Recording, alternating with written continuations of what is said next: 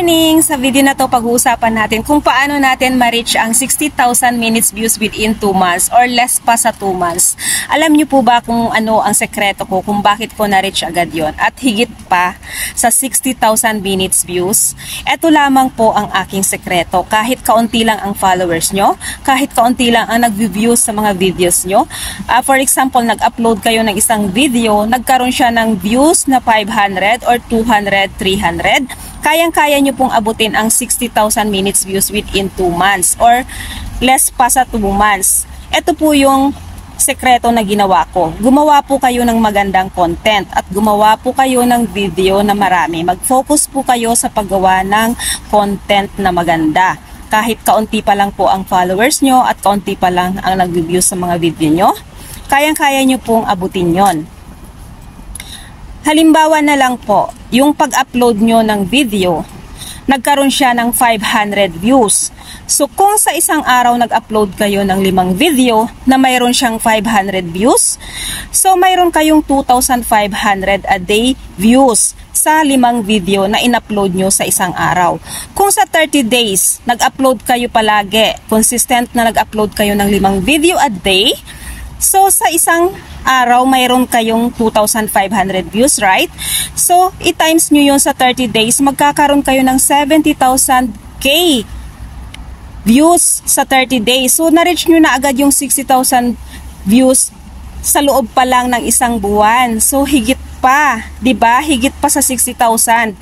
So ganun lamang po ang sekreto na ginawa ko kahit kaunti pa lang po ang aking followers. Talagang nag-focus po ako sa pag-create ng content at nag-upload po ako ng 5 videos a day at higit pa.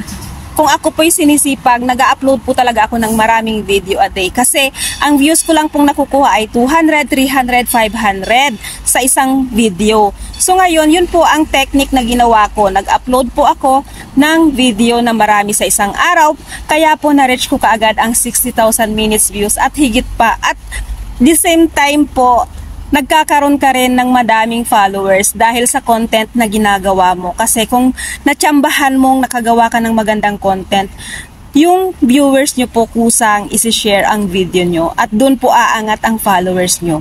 Doon po kayo mag-focus sa paggawa ng magandang content, hindi po sa pakipag-follow to follow. Kung kayo naman po ay masipag makipag-follow to follow, sabayan nyo po ng paggawa, pag-upload ng magandang content. Kasi yun po ang mahirap abutin na requirements sa in-stream ads kay Meta, yung 60,000 minutes views. Kaya ang maipapayo ko po sa inyo, mag-create po kayo ng magandang content at mag-upload po kayo ng maraming videos in a day. Lalo na kung kaunti pa lang ang ating followers at hindi pa tayo sikat. Yun lang po ang sekreto para maabot natin ang 60,000 minutes views within 2 months. Ayan, simpleng mathematics lang po.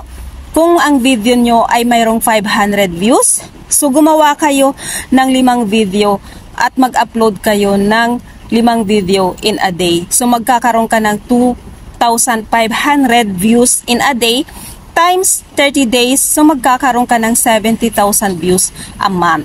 So nakuha na agad natin ang 60,000 views sa isang buwan. Kung yun po ay consistent na nag-upload kayo ng video na 5 video a day or higit pa. Kayang-kaya nyo po yan abutin. Yun po ang sekreto na ginawa ko. Hindi po ako sikat at at kaunti pa lang po ang aking followers. Ayan, thank you so much sa lahat ng aking followers ng Ka-Reels and Dice na Facebook page at sa aking Facebook main profile na Nelda V. Vasquez. Thank you so much sa lahat ng aking followers at palaging nanonood at nagsusubaybay sa aking mga video. Thank you so much. Yun lamang po ang aking tips na may bibigay sa inyo. Ayan, nagpasyal lamang ako ng aking aso ngayon. Ito po ay hindi planadong tips, hindi planadong video, pero I hope it helps. Thank you. Please follow and share. Thank you so much. Bye. God bless. Love you all.